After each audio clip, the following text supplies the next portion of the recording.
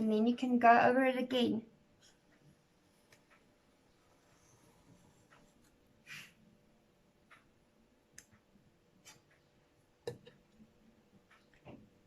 So there's your buttercream stripes.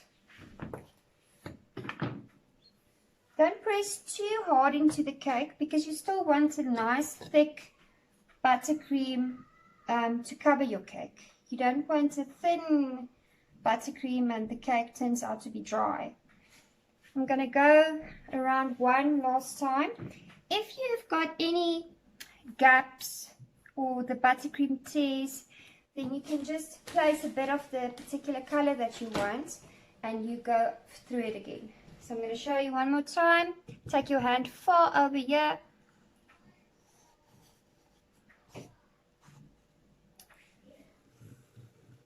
Alright, so that looks really good. And don't worry too much about the top side here because you're going to do your drip over here.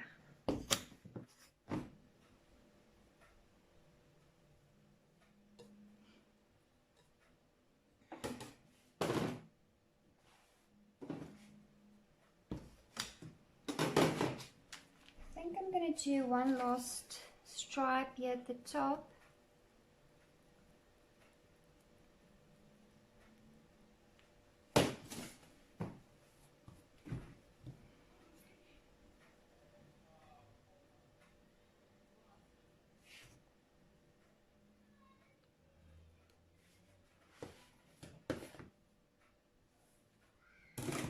And then you take your palette knife and just move in. Make sure it's clean after each time.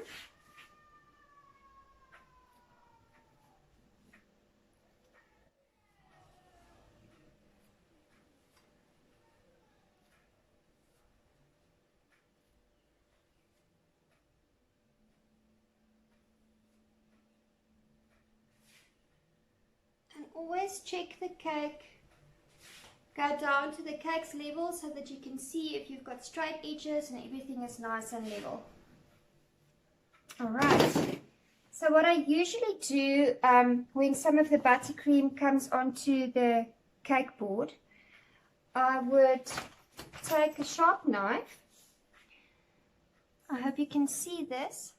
I'll just scrape the buttercream off like that.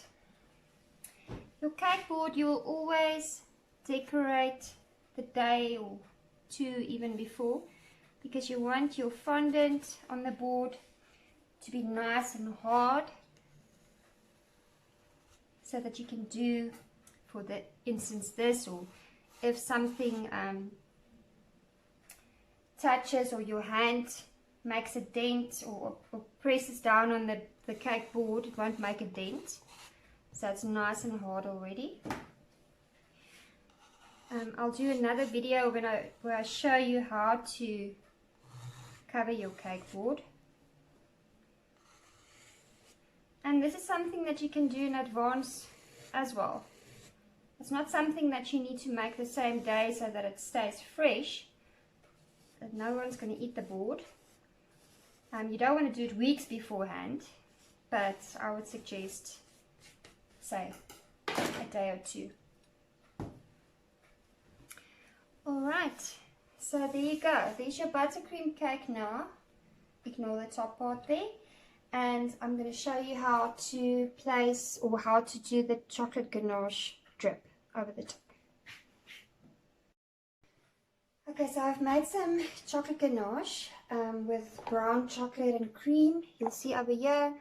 And I've colored it black with the chocolate powder.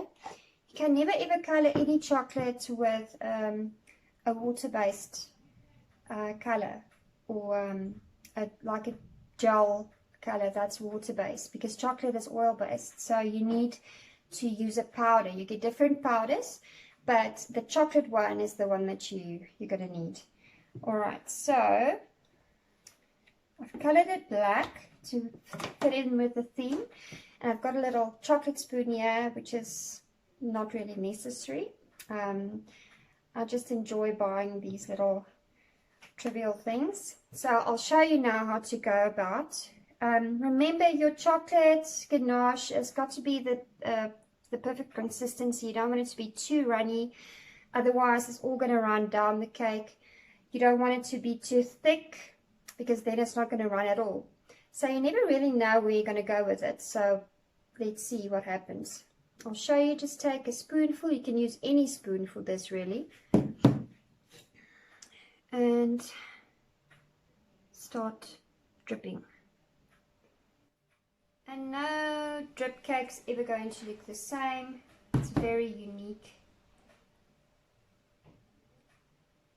If you want to be very precise, you can go the same distance between each leg that runs down.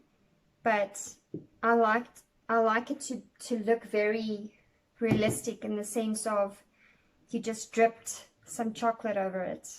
So some of them I'll let drip further down, some just a tiny bit above the side. And you have to move quickly, of course, with your chocolate, because it's going to harden quickly. Alright, I've got all the sides, and then we're going to do the top part here. So just move that all the way around, just smooth it out. I need a bit more. Don't go too crazy on the inside or the middle here, center here, because it's going to go over the cake as well if you use too much. Alright, so you can just smooth that out a bit, like that.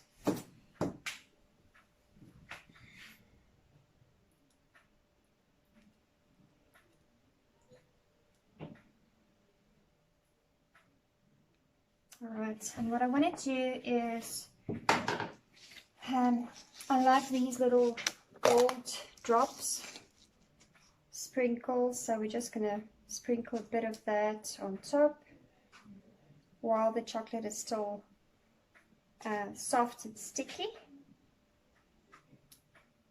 And you can do this with as many or as little as you want.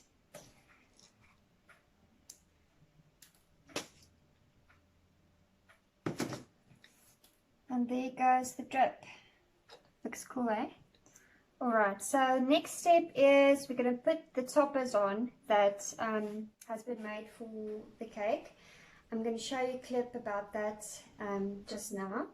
So these particular toppers were made by one of my decorators, Lorindy. She's very, very talented when it comes to the cartoonish look of stuff. So I'm going to show you what they look like. Alright, and then I'm going to show you how to place it on the cake. So almost done. Okay, so look at how cute this is. We've got a little broom there for him to fly. There's the hat, some glasses, that Quidditch thingy, I'm not sure, and the wand. And then, because my son loves sushi, we've made some fondant sushi. Right, so these have all been made by Lorindy, and there's a little Harry Potter topper that I'm going to put on as well, but that's a surprise. We'll see that just now.